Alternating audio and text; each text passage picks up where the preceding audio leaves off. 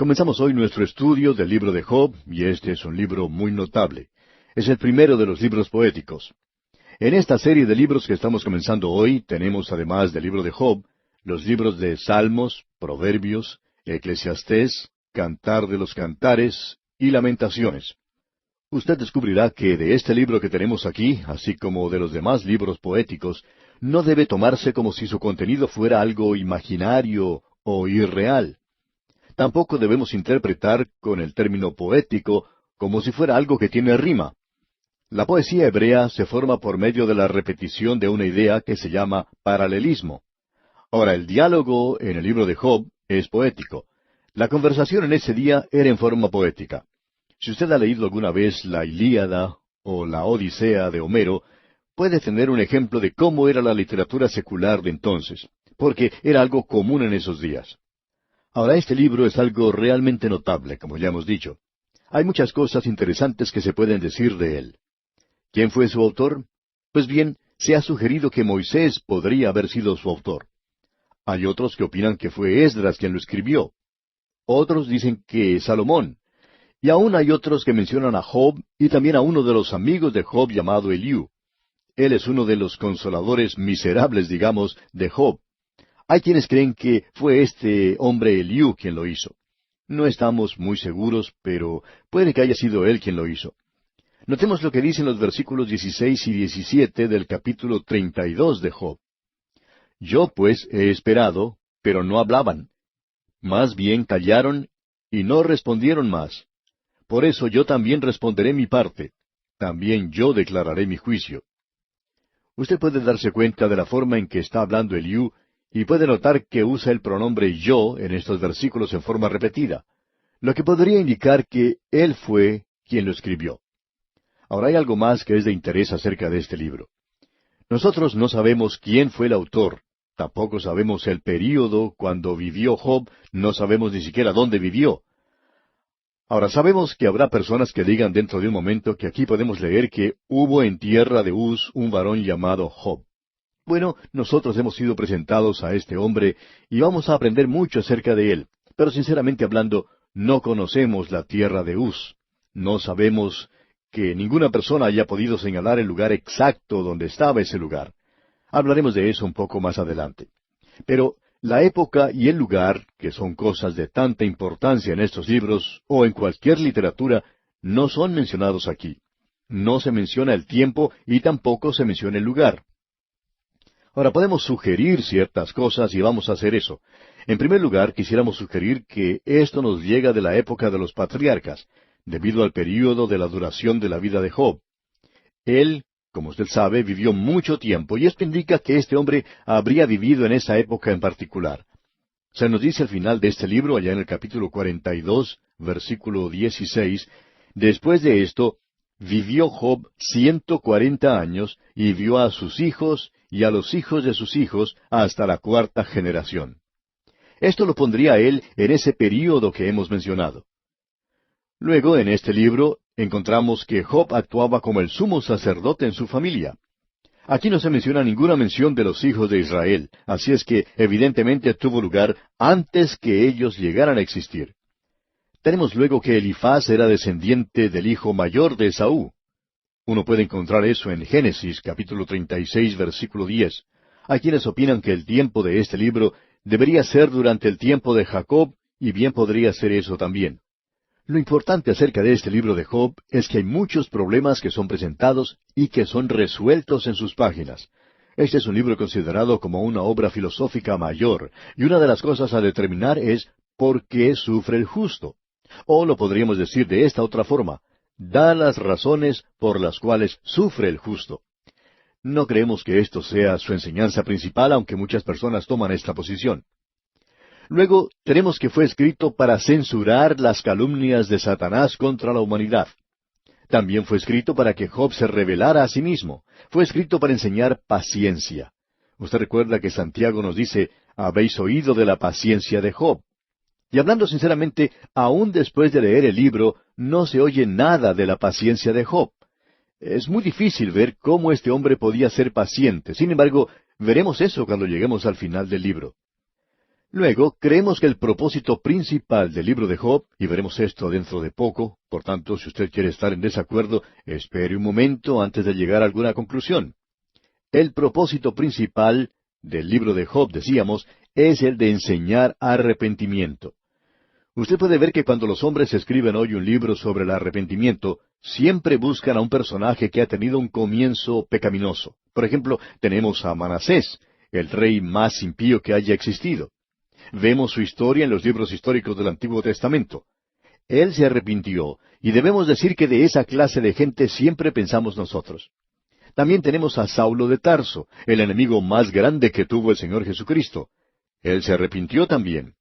Otra persona es San Francisco de Asís, un noble libertino de su día, pero que también se arrepintió. Ahora Dios no eligió a un hombre como esos. Él podía haberlo hecho, pero Él buscó posiblemente al mejor hombre que haya vivido en el tiempo del Antiguo Testamento. Y eligió al mejor hombre para mostrarnos que éste necesitaba arrepentirse. Al final del libro de Job dice, «De oídas te había oído, mas ahora mis ojos te ven. Por tanto me aborrezco y me arrepiento en polvo y ceniza». Y esto debería enseñar a cada creyente, a cada uno de aquellos que nos escuchan en este momento, nos debería enseñar una cosa. No importa lo buenos que creamos ser, a los ojos de Dios nos vemos como trapos de inmundicia. Esto pues debería enseñarnos que necesitamos arrepentirnos. Esta es una gran obra filosófica, como ya dijimos. Tennyson dijo de este libro que era el poema más grandioso, ya sea de la literatura moderna o de la antigua. Carlyle, el gran filósofo escocés, dijo, hablando del libro de Job, «Yo le llamo a este libro uno de los más grandes que se haya escrito por el hombre». Y Martín Lutero dijo, «Este es más magnífico y sublime que cualquier otro libro de las Escrituras». El doctor Morehead lo dice de esta manera, «El libro de Job es uno de los poemas más nobles en existencia». Pensamos que este libro de Job es un libro que ha sido dejado de lado y muy mal entendido. Hace unos años se presentó una obra teatral llamada J.B. La escribió Archibald MacLeish, y era bastante sincero en la manera de hacerlo. Él intentó hacer una analogía entre el libro de Job y el hombre moderno, y sinceramente hablando, pensamos que él no alcanzó su objetivo. Aunque él mencionó la situación de la humanidad en el día de hoy, y sabía mucho sobre eso, pero no creemos que él supiera lo suficiente acerca de Job y del gran propósito que él tenía. Él habla de desesperación y también de la esperanza del hombre moderno en ese libro. Pero debemos decir que más allá de eso, no creemos que exista ninguna analogía, y vamos a decirle por qué. El libro de Job revela a un hombre que está muy consciente de Dios, quien al principio no se veía a sí mismo a la luz de la presencia de Dios, y que no encontraba nada malo en sí mismo, aunque él era ciertamente una persona muy egoísta en lo que concernía a su propia justicia.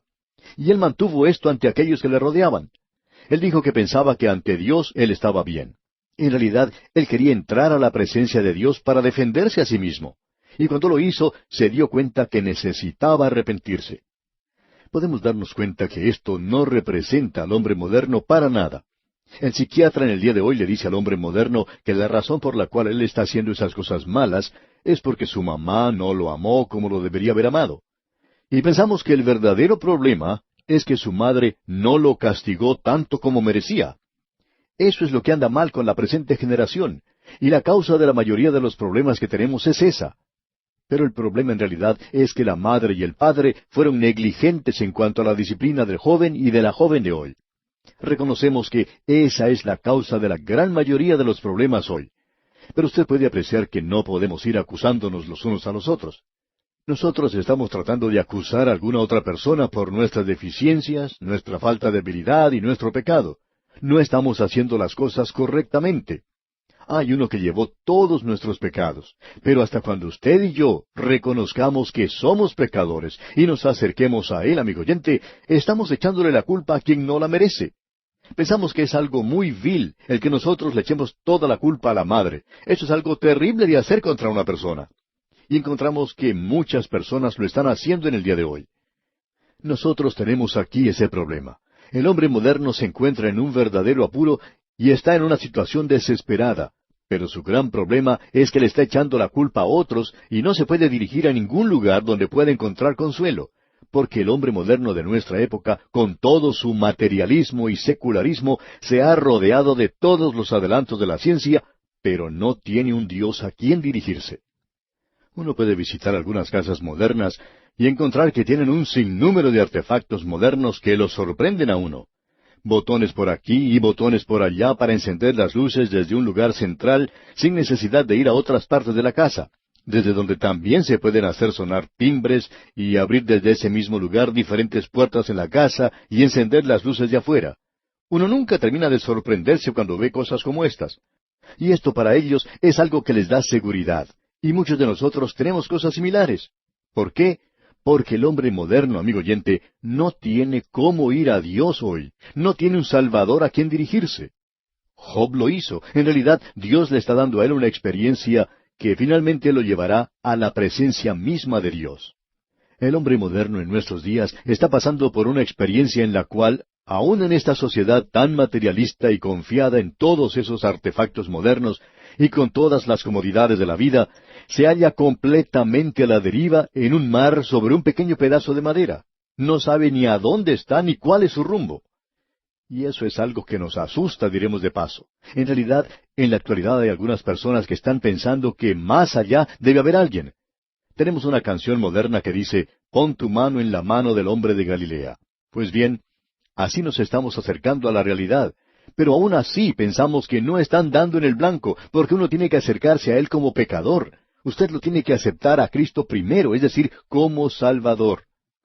Hoy en día escuchamos mucho acerca de hacer nuestra dedicación a Cristo. Y de paso quisiéramos preguntarle, amigo oyente, ¿cuál es su dedicación? Si usted piensa que es nada más que el acercarse a Él hoy y decirle que lo va a hacer su Señor, como muchos dicen, eso en realidad no será suficiente. Él dijo que iba a haber muchos que se acercarían a Él en aquel día diciéndole, «Señor, Señor».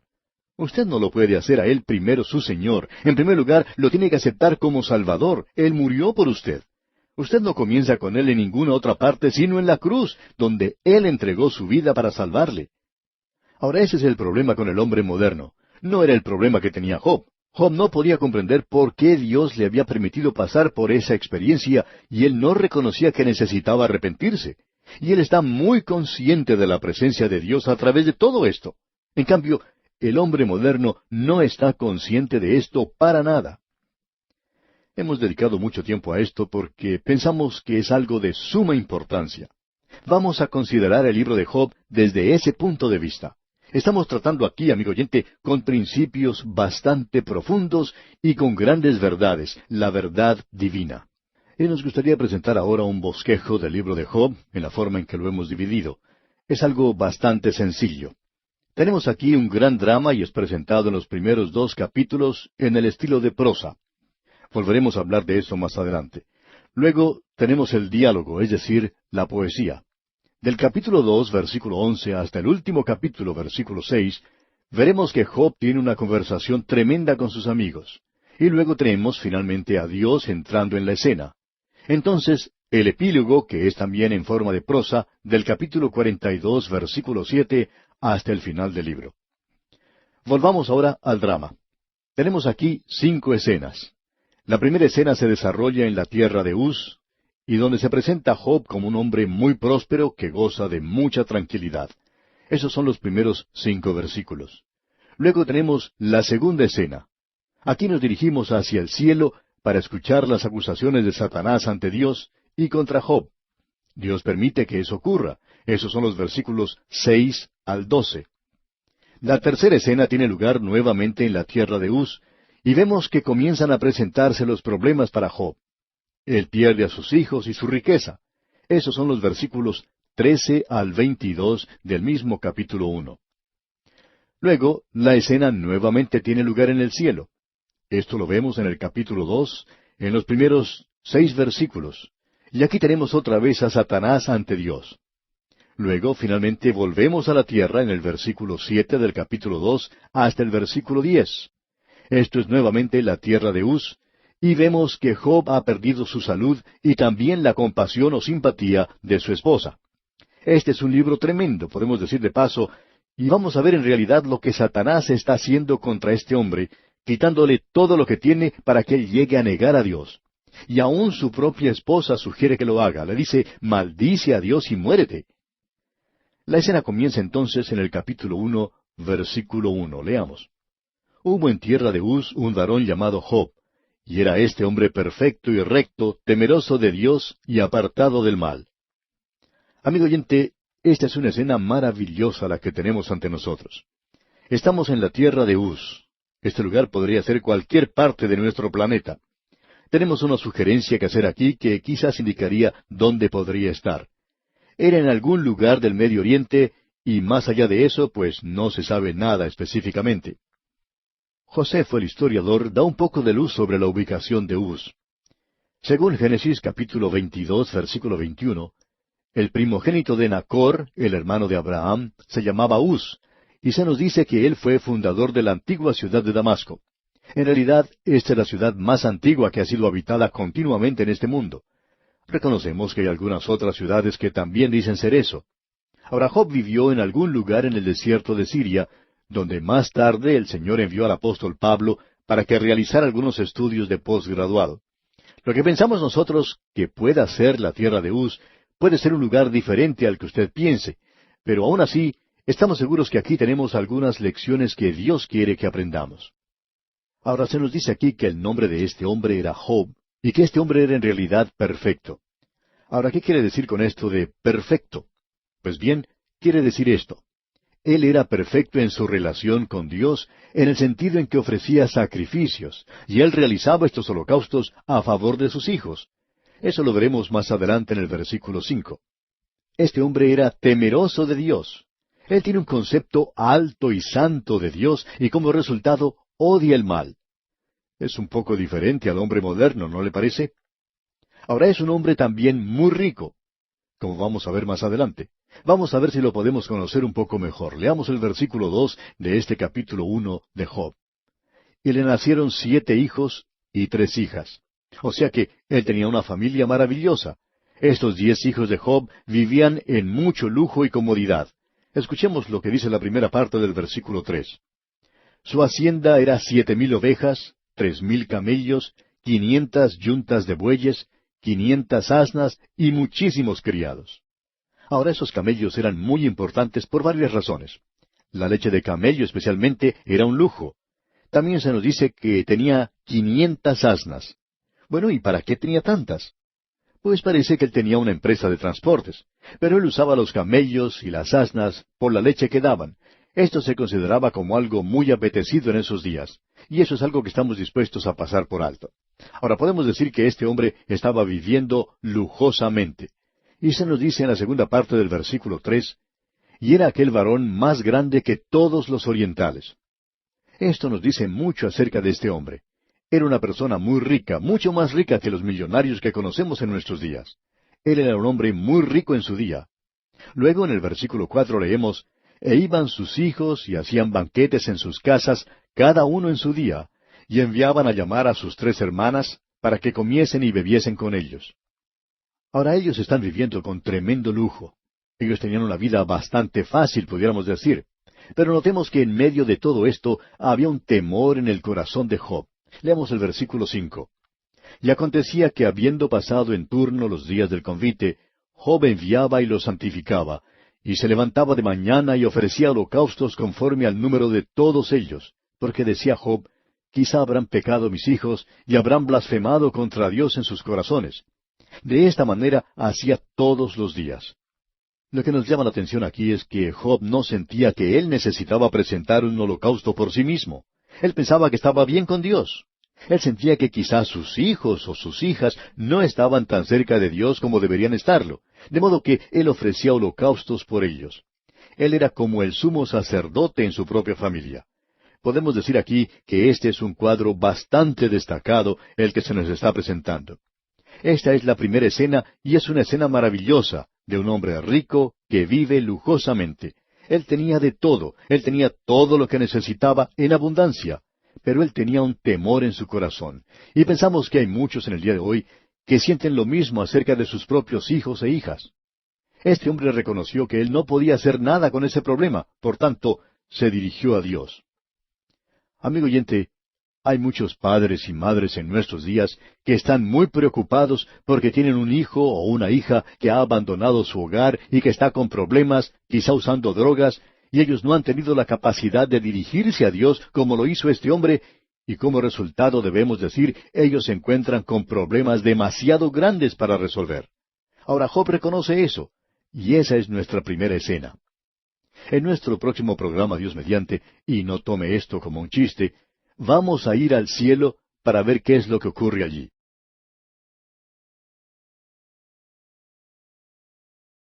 Regresamos hoy en nuestro recorrido al libro de Job. Y en nuestro programa anterior estuvimos observando la primera escena de estos cuadros. Aquí tenemos en los primeros 2 capítulos de este libro un drama que en realidad explica todo el libro de Job. Pero en la escena que observamos hoy, no le es permitido a Job enterarse de lo que está ocurriendo. En nuestro programa anterior vimos que la tierra de Uz estaba en algún lugar en el Medio Oriente. En algún lugar en esa zona desértica vivía este hombre Job. Era un hombre muy rico, era el más rico de su día, muy destacado y vivía con gran comodidad y lujo. Todo parecía andar sobre ruedas para él. Él ni siquiera se imaginaba que podía haber algo malo en su vida, porque él era un hombre que creía en Dios y que adoraba a Dios y andaba ante Él y odiaba el mal. Job es un poco diferente al hombre moderno.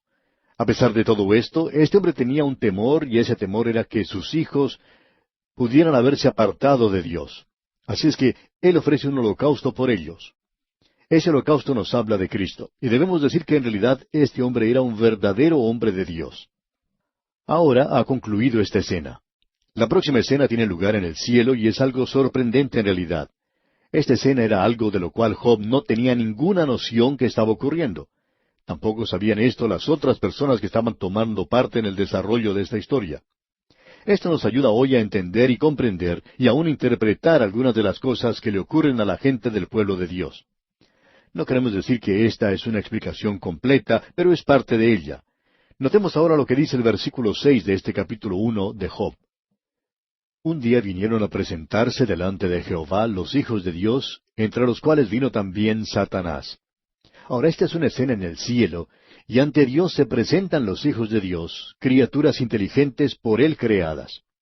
Debemos confesar que conocemos muy poco acerca de ellas. Pensamos que son sin número, tan imposible de contar como la arena del mar. Existe una cantidad inmensa de estos seres que no son humanos. No pertenecen a nuestra raza, pero estas son criaturas inteligentes creadas por Dios y son responsables ante Él. Ellas tienen que presentarse ante Dios y rendir un informe, digamos, sobre lo que ocurre en la tierra como asunto de rutina. Y eso es algo, pensamos, que nosotros debemos esperar que suceda. Pero ahora tenemos aquí algo que es verdaderamente sorprendente. Se nos dice que entre los cuales, o sea, entre los hijos de Dios, vino también Satanás. Y eso es sorprendente, amigo oyente. Demos un vistazo a la primera parte del versículo 7 de este primer capítulo del libro de Job. Y dijo Jehová a Satanás, ¿de dónde vienes? De paso diremos que él ha llegado a presentar un informe también. Es sorprendente, ¿no le parece? ¿Podríamos acaso decir que él llegó desde el infierno? No, amigo oyente, él no estaba en ese lugar porque el infierno aún no ha sido abierto. Ninguna persona se encuentra hoy en el infierno. Será abierto, sí, pero en el presente no está abierto, no está en operación, sino hasta cuando tenga lugar el milenio aquí en este mundo. Entonces tendrá lugar el gran juicio del trono blanco, y el infierno es un lugar que ha sido preparado para el diablo y sus ángeles, pero todavía no se encuentran en ese lugar. En realidad, él tiene tanto acceso a esta tierra como usted y yo, quizá un poco más. Se nos dice que él llegó ante Dios y presentó un informe. Leamos el versículo 7. Y dijo Jehová a Satanás, ¿de dónde vienes? Respondiendo Satanás a Jehová, dijo, de rodear la tierra y de andar por ella. Este ser tenía acceso a este mundo y de tal manera que aparentemente es su dominio. En lugar de estar en el infierno, él está aquí en la tierra y sube y baja, se dirige hacia el este y al oeste, al norte y hacia el sur. A él se le llama el Dios de este siglo, y también se le llama el príncipe de la potestad del aire. Se nos dice asimismo que él anda alrededor buscando a quien devorar. Así es que él tiene acceso y libertad aquí en esta tierra hoy.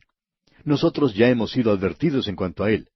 Pedro el apóstol nos advirtió allá en su primera epístola, capítulo 5, versículo 8, cuando dice, «Sed sobrios y velad, porque vuestro adversario el diablo, como león rugiente, anda alrededor buscando a quien devorar». Amigo oyente, esta es una advertencia y esto es exactamente lo que el libro de Job nos dice. Satanás mismo tiene la libertad de ir y venir en este mundo. Él le ofreció al mismo Señor Jesucristo los reinos de este mundo, y el Señor Jesucristo nunca le dijo que Él no los tenía para dárselos, sino que le respondió, «Vete de mí, Satanás». Y aparentemente Satanás tiene cierta clase de libertad. Y cuando uno observa lo que está ocurriendo en este mundo, parecería que Satanás está a cargo de todas las cosas. Pero amigo oyente, es Dios quien está en control de todo. Sin embargo, parecería que Satanás está a cargo de todo lo que ocurre en la tierra en la actualidad. Se nos dice que este mundo en el cual usted y yo vivimos, amigo oyente, está bajo el control de Satanás. Pero él tiene que ser dominado y solo será dominado por la sangre del Cordero. Ahora esto es una revelación, ¿verdad? Y muy contrario a la creencia moderna. Notemos lo que nos dice aquí el versículo 8 de este capítulo 1 de Job. Y Jehová dijo a Satanás, ¿no has considerado a mi siervo Job, que no hay otro como él en la tierra, varón perfecto y recto, temeroso de Dios y apartado del mal? Aquí Dios da un buen informe en cuanto a Job. Él dice que es un hombre destacado. Evidentemente Satanás ha estado tratando de llegar a él, y por eso es que pensamos que Satanás contestó en la forma que lo hizo aquí en el versículo 9. Escuche usted. Respondiendo Satanás a Jehová dijo, ¿acaso teme Job a Dios de balde? Aparentemente esta criatura está tratando de llegar a Job, pero ha descubierto que no podía llegar a él porque había como una cerca alrededor de Job. Entonces Satanás trata de menospreciar a toda la humanidad. Y creemos que Satanás verdaderamente odia a la humanidad. Él sugiere que Job es nada más que un sirviente de Dios. Y escuche lo que dicen los versículos 9 y 10. Respondiendo Satanás a Jehová, dijo, ¿acaso teme Job a Dios de balde? ¿No le has cercado alrededor a él y a su casa y a todo lo que tiene? Al trabajo de sus manos has dado bendición. Por tanto, sus bienes han aumentado sobre la tierra. Satanás dice que Dios ha puesto un cerco alrededor de Job y que él no lo puede tocar. Y creemos que hay un cerco similar alrededor de cada creyente en nuestros días, y pensamos que Satanás no los puede tocar a no ser que Dios le permita hacerlo. Y si Dios le permite hacer eso, es con un propósito definido. Eso es lo que este libro de Job nos enseña.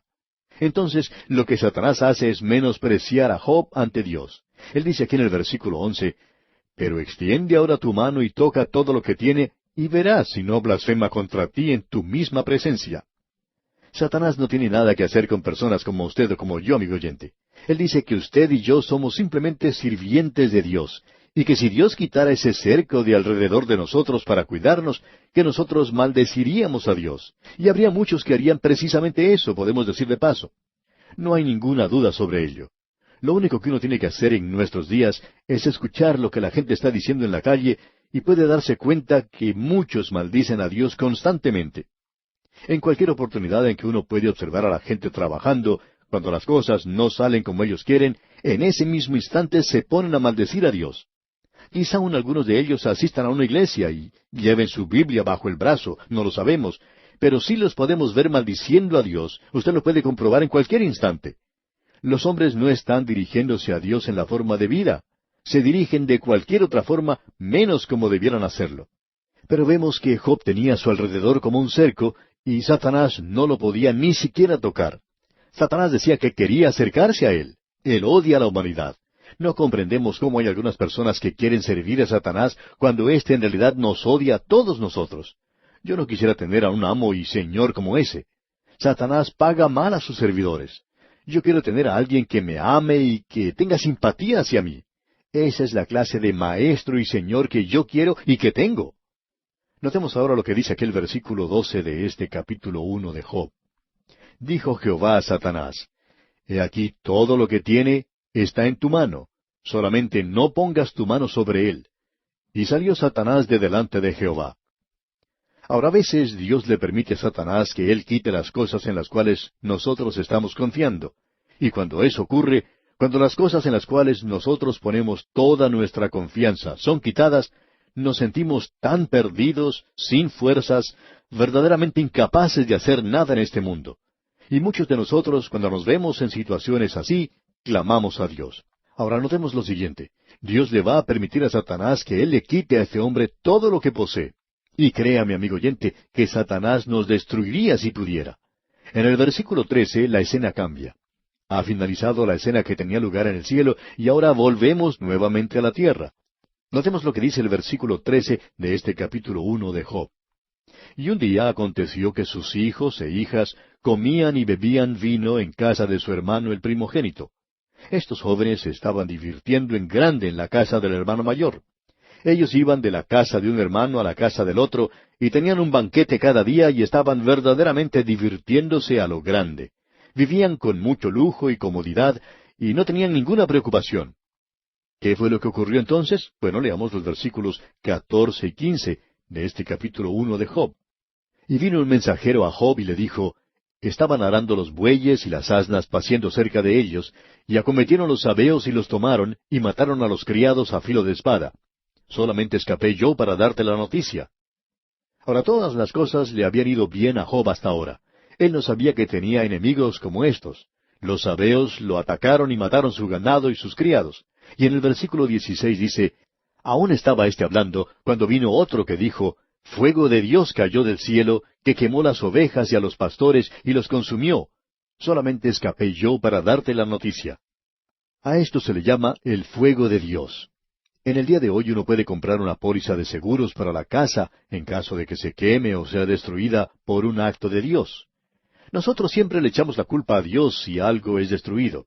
Y en aquel día ellos estaban diciendo lo mismo, que había caído fuego de Dios. Pero, ¿quién fue en realidad el que lo hizo? Por supuesto que fue Satanás. Y no sabemos por qué no se dice en las pólizas de seguro que si algo ocurre porque Satanás lo hizo, si Dios se lo permite. O si Satanás cruza ese cerco que me rodea y destruye o quema mi casa. Eso sería otra forma de ver este problema y sería mucho más cierto explicando lo que ha ocurrido. Luego tenemos en el versículo 17 de este capítulo 1 de Job que dice, todavía estaba éste hablando, y vino otro que dijo, los caldeos hicieron 3 escuadrones y arremetieron contra los camellos y se los llevaron, y mataron a los criados a filo de espada, y solamente escapé yo para darte la noticia. Uno puede hablar de calamidades o de problemas en los negocios, y aquí tenemos un verdadero problema. La pérdida es total. Prosigamos con los versículos 18 y 19. Entre tanto que éste hablaba, vino otro que dijo, tus hijos y tus hijas estaban comiendo y bebiendo vino en casa de su hermano el primogénito, y un gran viento vino del lado del desierto, y azotó las 4 esquinas de la casa, la cual cayó sobre los jóvenes, y murieron. Y solamente escapé yo para darte la noticia. Y aquí tenemos una tragedia que va más allá de todas las tragedias. Es una tragedia terrible. Todos los hijos de Job perecieron. Un gran viento del lado del desierto azotó la casa donde ellos estaban y la destruyó. Todos los hijos mueren. ¿Qué haría usted, amigo oyente, en un caso como este? Bueno, notemos lo que hace Job. Leamos el versículo 20. Entonces Job se levantó y rasgó su manto y rasuró su cabeza y se postró en tierra y adoró. Notemos lo que hace este hombre. Escuche lo que él dice. Aquí tenemos su testimonio en los versículos 21 y 22. Y dijo, desnudo salí del vientre de mi madre, y desnudo volveré allá. Jehová dio, y Jehová quitó. Sea el nombre de Jehová bendito. En todo esto no pecó Job, ni atribuyó a Dios despropósito alguno. Usted puede notar, amigo oyente, que Job tiene aquí un punto de vista y una filosofía de la vida que los creyentes en Cristo necesitamos tener en la actualidad hacia las cosas materiales, y es este, que usted y yo vinimos a este mundo sin nada en nuestras manos. Vinimos completamente desnudos a este mundo. Y amigo oyente, vamos a dejar este mundo de la misma manera. La mortaja no tiene bolsillos. No se puede llevar nada con usted. Hace algunos años falleció un multimillonario. Todos sus parientes estaban esperando fuera de la habitación donde se encontraba el enfermo, esperando que saliera un abogado. Cuando éste salió y dijo que el anciano había muerto, inmediatamente uno de los parientes, quizá uno de los más avarientos de ellos, dijo, ¿cuánto dejó? A lo cual el abogado contestó, lo dejó todo, no se llevó nada con él. Amigo oyente, así es como vinimos a este mundo, y esa es exactamente la forma en que lo vamos a dejar. No importa cuántos títulos o escrituras de propiedades posea usted. No interesa lo duradero que parezca su caja fuerte. No interesa nada todo eso, amigo oyente. Ni aun la clase de seguro de vida que usted tenga. Cuando usted parta de este mundo, lo hará de la misma forma en que vino. Así que es muy importante tener una filosofía de esta vida. Usted puede estar viviendo en una mansión o quizá en una choza. Quizá tenga una gran cuenta bancaria o quizá no tenga nada de dinero que contar. No interesa, amigo oyente, quién sea usted. Usted va a dejar este mundo de la misma forma en que vino a él. Así que cualquier cosa que usted tenga ahora es como si usted fuera nada más que un administrador. En realidad, las cosas no le pertenecen, ¿verdad? Cuando usted mira las cosas en un análisis final, se da cuenta de eso. Pues bien, este hombre Job, él se postra en tierra y adora a Dios. Él rasgó su manto y también rasuró su cabeza, y se podía escuchar su llanto a 1 kilómetro de distancia. Él ha perdido todo lo que tenía. Él ha perdido a sus hijos y sus hijas. Pero escuche usted lo que él dice. Jehová dio. Y amigo oyente, cualquier cosa que usted posea es porque el Señor se la ha dado. Y si Él se la quitara, pues bien, Él lo quita. Él le hace a usted y a mí responsables de la forma como utilizamos lo que Él nos ha dado. Es por esa razón que el apóstol Pablo nos decía ya en su segunda carta a los Corintios que todos nosotros éramos administradores. Somos simplemente administradores de las cosas que tenemos. Un administrador está a cargo de las cosas que le pertenecen a otra persona. Y Dios le preguntará, ¿cómo ha utilizado usted todas las cosas materiales que Él le ha dado? Todo lo que existe aquí es de Él, amigo oyente. Nosotros simplemente lo estamos usando y cuando dejamos este mundo, no nos llevaremos nada con nosotros. Así es que depende de cómo usa las cosas usted aquí en la tierra. Y eso es lo que Job está diciendo. Ahora, en el versículo 22 de este capítulo 1 de Job leímos, en todo esto no pecó Job, ni atribuyó a Dios despropósito alguno. O sea que este hombre no perdió su fe. Job todavía se mantiene al lado de Dios. Ahora, al entrar al capítulo 2 de este libro de Job, la escena cambia nuevamente y estamos otra vez en el cielo. El versículo 1 de este capítulo 2 de Job dice, Aconteció que otro día vinieron los hijos de Dios para presentarse delante de Jehová, y Satanás vino también entre ellos presentándose delante de Jehová. Todos estaban informándole a Dios. Y usted y yo, amigo oyente, vamos a tener que presentarnos también delante de Dios y dar un informe. Y nuevamente recuerde que antes vimos el tribunal de Cristo, y vamos a tener que estar allí informando de lo que hayamos hecho aquí en este mundo. Allí es donde se presentan los creyentes en Cristo. Ahora ese no es el gran trono blanco, pero nosotros también vamos a tener que dar cuenta de lo que hayamos hecho. Aquí pues tenemos a todas las criaturas de Dios presentándose ante Él. Ellos tenían que dar un informe ante Dios. Y bien, amigo oyente, Él es Dios. Usted no es Dios. Usted no está obrando libremente hoy. Esa idea que se tiene en la actualidad y de la cual se habla tanto, de que queremos libertad. Bueno, ¿cuánta libertad tiene usted, amigo oyente? Un saltamontes puede saltar mucho más alto de lo que puede hacerlo usted, según su tamaño. Si usted pudiera saltar de la misma manera en que lo hace un saltamontes, podría saltar sobre los edificios más altos de su ciudad. Pero no lo puede hacer. ¿Qué puede decir entonces de las libertades de las que tanto se habla en el día de hoy? Permítanos decirle, amigo oyente, que usted es una criatura de Dios. Usted tiene que rendir cuentas delante de Él. Y aquí tenemos a todas estas criaturas de Dios presentando sus informes. Y aún Satanás se ha hecho presente. Él no está más allá de ellos. Y dice aquí en la segunda parte del versículo 1 y en la primera parte del versículo 2, y Satanás vino también entre ellos presentándose delante de Jehová. Y dijo Jehová a Satanás, ¿de dónde vienes?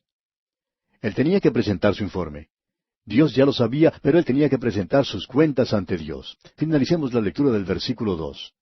Respondió Satanás a Jehová y dijo, de rodear la tierra y andar por ella.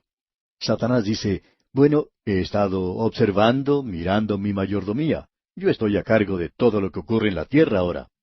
Y amigo oyente, pensamos nosotros que él todavía lo está haciendo. Parecía que así era la última vez que nos fijamos. Bueno, leamos el versículo 3 de este capítulo 2 de Job.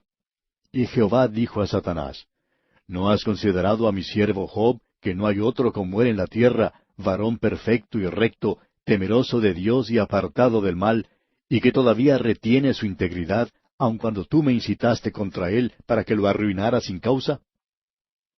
Ahora debemos comprender que lo que le ocurrió a Job fue algo sin causa. Alguien siempre dice, ¿por qué permite Dios que esto me pase a mí? Y puede ser que el Señor conteste, pues bien, no había ninguna razón para eso. En realidad no hay razón. Yo no estaba castigándote, estaba simplemente elevándote un poquito más. Eso es lo que Dios hizo con Job. Todo era sin causa. Muchas veces nosotros señalamos a los creyentes en Cristo y decimos, Dios le está castigando. Bueno, quizá no sea así, amigo oyente. Él puede estarlo probando de una manera que no lo puede probar a usted o a mí, porque quizá no nos puede confiar con esos problemas. Y hablando honradamente, no me gustaría pasar por las cosas que pasó Job. Y bien, aquí vamos a detenernos, amigo oyente, porque nuestro tiempo ha tocado ya a su fin. Continuaremos considerando a este hombre Job, Dios mediante, en nuestro próximo programa.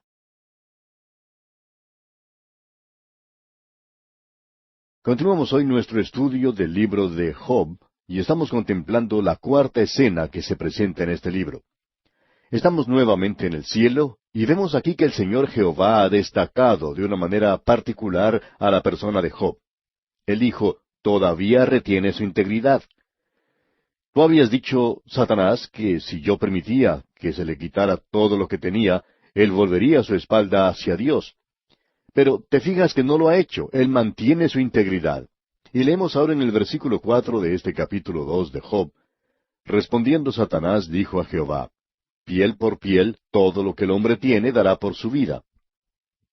Satanás por lo general siempre nos analiza correctamente, y si él encuentra una rajadura en nuestra armadura, él puede hallar aquello que es para nosotros el talón de Aquiles, y encontrar esa debilidad. Y cuando nos enfrentamos a las cosas más básicas, entonces nos derrumbamos.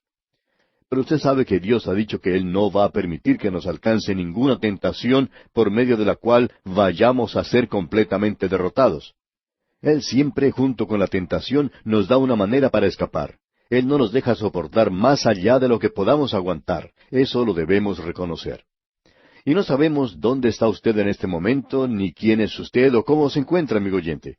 Pero donde quiera que usted se encuentre, cualquier cosa por la cual usted esté pasando, Dios es capaz de sostenerle. Él no permitirá que usted sufra más allá de lo que usted pueda soportar. Eso es un gran consuelo para nosotros.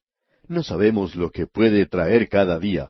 Puede ser algo trágico, más allá de lo que las palabras puedan describir. O puede ser algo maravilloso también. Pero cualquier cosa que esto sea, Dios dice que Él nos proveerá con lo que necesitemos para soportarlo. Su armadura soportará todo lo que le ataque. Veremos eso más adelante. Eso es algo maravilloso reconocer. Satanás es una persona muy mentirosa. Él está mintiendo aquí. Él dice que Job va a dar cualquier cosa por su alma. ¿Qué es lo que sucede entonces? Bueno, veamos lo que nos dicen los versículos 5 y 6, donde habla Satanás. Dice, pero extiende ahora tu mano, y toca su hueso y su carne, y verás si no blasfema contra ti en tu misma presencia. Y Jehová dijo a Satanás, He aquí él está en tu mano, mas guarda su vida. Y Satanás parte de la presencia de Dios. Tenemos ante nosotros ahora la escena número 5. Satanás hiere a Job en su cuerpo y le produce una sarna maligna. Veamos el versículo 8. Y tomaba Job un tiesto para rascarse con él, y estaba sentado en medio de ceniza. Esta es la quinta escena, como hemos dicho, que se nos presenta aquí. Este hombre, por supuesto, está siendo tentado, es decir, está siendo probado en cada parte de su propia vida. Y en realidad lo que Satanás está tratando de hacer es quebrantarle, humillarle de tal manera que él niegue a Dios. Este hombre ha perdido todas sus finanzas, él ha perdido su familia, y ahora su cuerpo físico está bajo el ataque de Satanás. No hay aparentemente ninguna explicación humana para los problemas de Job. No es un castigo por algún pecado, y no tiene sentido si uno no comprende bien lo que está ocurriendo. Y es por esa razón precisamente por la cual Dios nos da este comienzo del libro de Job, para que podamos entender. Ahora, lo que le está ocurriendo a Job es por un propósito digno y elevado.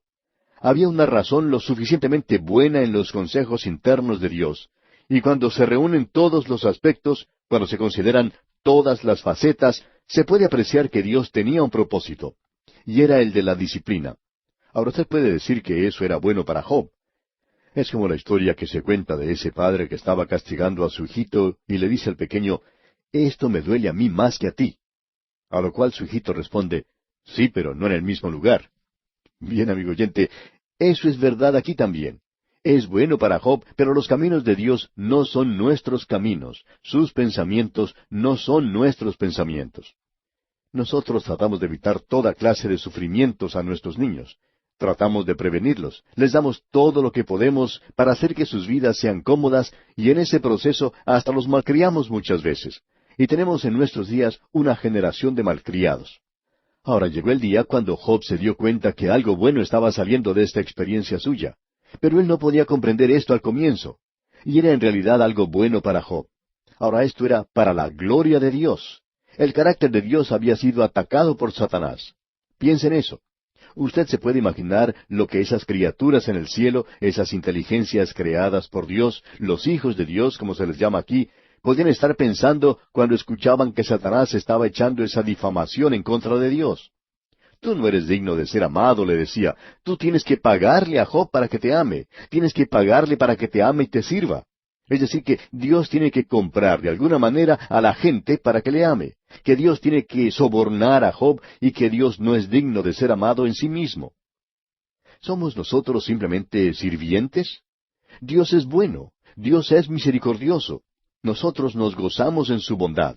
Pero cuando estamos bajo tentación, bajo prueba, allí es cuando demostramos lo que verdaderamente somos.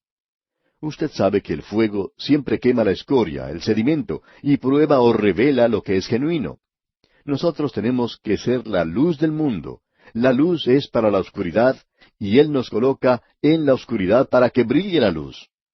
Dios nunca ha prometido a ninguno de sus hijos que ellos tendrían una vida fácil. Por el contrario, Él prometió dificultades en el porvenir, y eso es algo muy difícil de expresar. Sin dolor no hay gloria. Tiene que haber sufrimiento. Si no hay lucha, no hay ningún resultado. Tampoco habrá un cetro allí. Es muy difícil para nosotros el doblegarnos bajo la poderosa mano del Dios Todopoderoso. Esa es la razón por la cual Pablo podía decir, conociendo pues el temor del Señor, persuadimos a los hombres. Ahora, ¿qué clase de problema tenía Job? Se nos dice aquí que él tenía una sarna maligna y que él se rascaba con un tiesto, es decir, un pedazo de una vasija de barro. La escena está cambiando de localidad. Esta última escena tiene lugar en el basural, en las afueras de la ciudad oriental donde vivía Job. Ese era el lugar donde se arrojaba todos los desperdicios. Allí se encuentra Job. Él levanta del suelo un pedazo de una vasija de barro y comienza a rascarse con eso. Tiene que haber sido algo terrible. Se ha especulado mucho entre los cristianos, entre los médicos especialmente, sobre la clase de enfermedad que afligía a Job. En relación a la enfermedad de Job, quisiéramos comentar algo que mencionaron dos médicos ingleses hace ya varios años en Londres. Uno de ellos, el doctor Cedric Harvey, hizo una sugerencia de que Job estaba sufriendo de esa sarna maligna, como la describe el Antiguo Testamento, y que en términos científicos se lo diagnosticaría como víctima de una dermatitis psicosomática. Allí tiene usted una buena explicación. La palabra de Dios dice que Job tenía una sarna, y este médico dice que tenía una dermatitis psicosomática. Eso quiere decir que era una enfermedad de la piel producida por la ansiedad. Bueno, no creemos que esa sea la explicación. Y siendo que este médico no pudo diagnosticar esa enfermedad personalmente, entonces nosotros podemos contradecirle. Luego este doctor Harvey continúa diciendo, y esto fue publicado en una revista médica, que un estudio del Antiguo Testamento indicaba que Job padecía de insomnio, que tenía sueños espantosos, que sufría de un estado general de ansiedad que en la actualidad son aceptados generalmente como síntomas de una dermatitis psicosomática. Así es que la próxima vez que usted, amigo oyente, tenga que rascarse, usted ya sabe lo que tiene. Por lo menos puede identificarlo como una dermatitis psicosomática. Hace algunos años el doctor Charles J. Brim, un especialista cardíaco de Nueva York, diagnosticó la enfermedad de Job como una deficiencia vitamínica. Así que ya puede usted elegir entre una dermatitis psicosomática o una deficiencia vitamínica. De todas maneras, amigo oyente, esperamos que usted no se ofenda si simplemente decimos que Job tenía una sarna. Hay algunos de nosotros que opinamos que él podría haber tenido cáncer inclusive, pero cualquier cosa que haya sido, este hombre tenía un verdadero problema. Vamos a mencionar en nuestro próximo programa cómo Satanás se acerca a este hombre y le quita toda la dignidad que le quedaba en su vida. Notemos ahora lo que sigue ocurriendo. Aquí se nos presenta a la esposa de Job. Escuchemos lo que dice el versículo 9 de este capítulo 2 de Job. Entonces le dijo su mujer, ¿aún retienes tu integridad? Maldice a Dios y muérete. Y Job mantuvo su integridad. Satanás lo está atacando. Él lo está golpeando de tal manera que Job ni siquiera quiere llamarse a sí mismo un hombre. Pero su esposa le dice, ¿aún retienes tu integridad?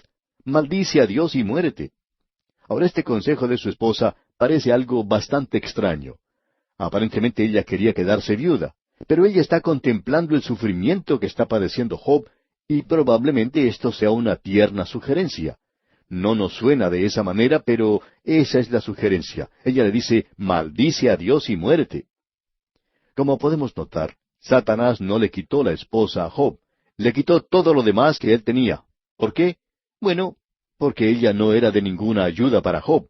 En todo caso, parece que ella le está ayudando más a Satanás que a Job. Leamos ahora el versículo 10. Y él le dijo, como suele hablar cualquiera de las mujeres fatuas, has hablado. ¿Qué? ¿Recibiremos de Dios el bien y el mal no lo recibiremos? En todo esto no pecó Job con sus labios. Job había mantenido su integridad hasta este punto. En realidad el libro de Job comienza en el próximo versículo, el versículo 11. Y aquí tiene usted a la integridad de Job bajo ataque. Y sus tres amigos, es decir, los llamados amigos de Job, llegan a visitarle y a consolarle. Los conoceremos inmediatamente. Leamos el versículo 11 de este capítulo 2 de Job. Y tres amigos de Job, Elifaz temanita, Bildad suita y Sofar naamatita, luego que oyeron todo este mal que le había sobrevenido, vinieron cada uno de su lugar, porque habían convenido en venir juntos para condolerse de él y para consolarle. Esto es algo muy importante de notar para nosotros. En primer lugar tenemos a Elifaz temanita, y a este hombre lo vamos a conocer bien, quizá mejor que a todos los demás. Él era descendiente de Esaú, como dice en Génesis 36, versículos 10 y 11. Luego tenemos a Bildad suita. Súa era el hijo de Abraham, y eso se menciona ya en Génesis capítulo 25, versículo 2. Eso lo ubica a él, como bien se puede apreciar, en la época de los patriarcas. Luego se nos presenta a Sofar naamatita. Naama estaba en la parte norte de Arabia.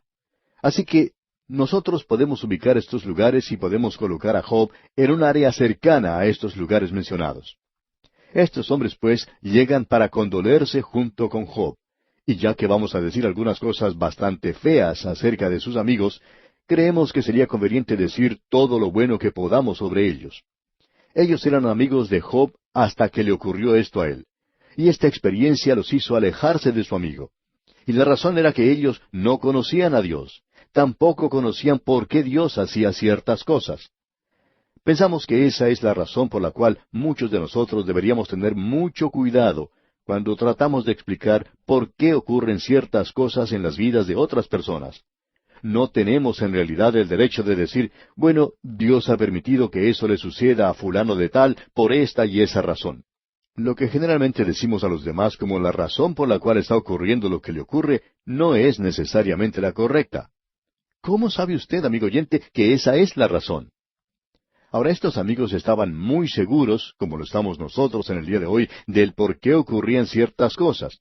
Pero la verdad es que ellos estaban completamente equivocados.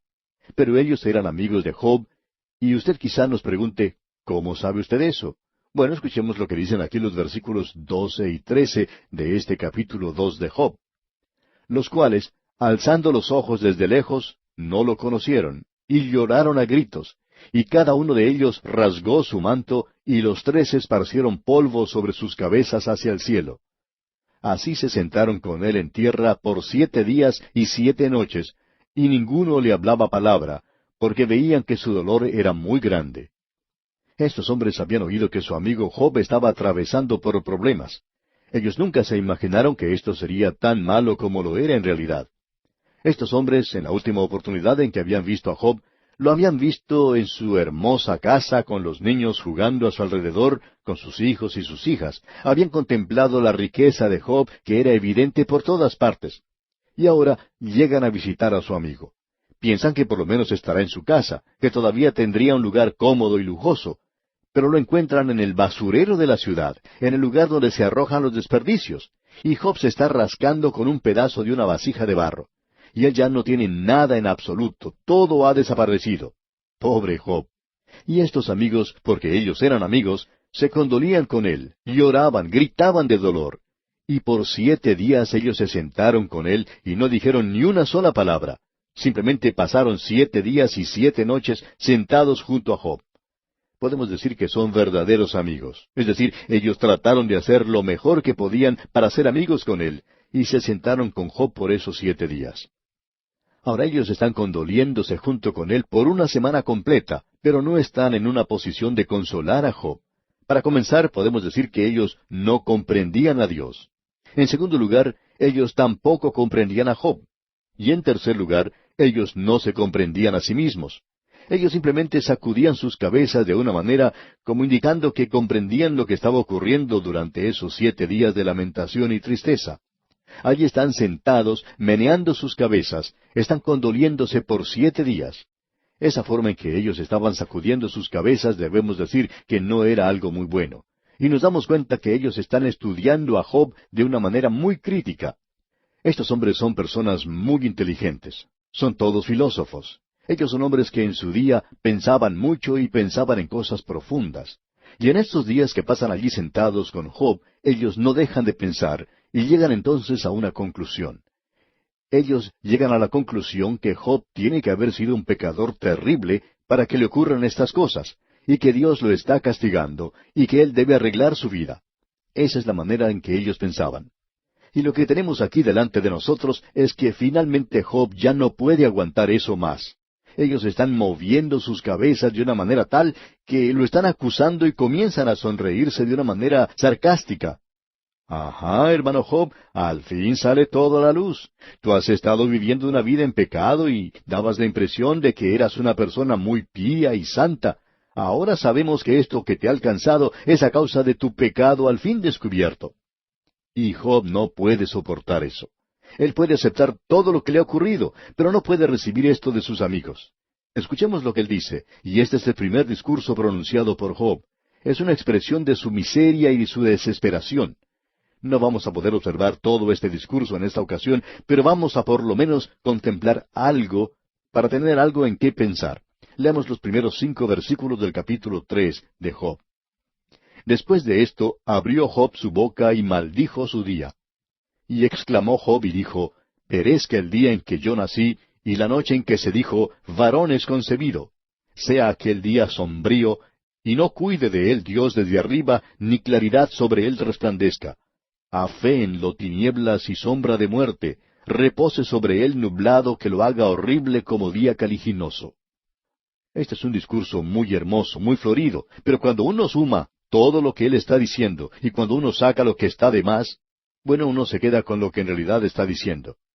Y es que hubiera deseado no haber nacido.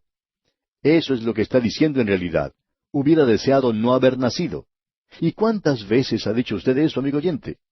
Bueno, pensamos que muchos de nosotros lo hemos dicho, especialmente en los días de nuestra juventud. ¿Recuerda usted? Algo no nos agradaba y decíamos, vaya, preferiría no haber nacido. Pues bien, eso es lo que Job está diciendo, solamente que él lo está diciendo de una manera poética. Ahora leamos los versículos 6 al 12 de este capítulo 3. Ocupe aquella noche la oscuridad, no sea contada entre los días del año, ni venga en el número de los meses. Oh, que fuera aquella noche solitaria, que no viniera canción alguna en ella. Maldíganla los que maldicen el día, los que se aprestan para despertar a Leviatán. Oscurézcanse las estrellas de su alba, espere la luz, y no venga, ni vea los párpados de la mañana, por cuanto no cerró las puertas del vientre donde yo estaba, ni escondió de mis ojos la miseria. ¿Por qué no morí yo en la matriz, o expiré al salir del vientre? ¿Por qué me recibieron las rodillas? Y aqué los pechos para que mamase. Usted puede apreciar, amigo oyente, lo que este hombre está diciendo de una manera clara y demostrativa. Hubiera preferido no haber nacido. Y eso, amigo oyente, nunca soluciona ninguno de nuestros problemas en esta vida. Simplemente el desear que uno no hubiera nacido o el desear que pudiera morirse nunca cambia la situación real en que nos encontramos. Tampoco puede evitarlo el hecho de haber nacido. Así que uno en realidad está perdiendo el tiempo cuando hace eso. No se hiere a nadie haciendo eso, a no ser que uno pueda librarse de toda la tensión que tiene adentro. Ese es el resultado que encuentra Job ahora, porque estos amigos suyos no van a ser muy amigables que digamos con él, de ahora en adelante. Y aquí vamos a detenernos por hoy, amigo oyente. Continuaremos, Dios mediante, en nuestro próximo programa.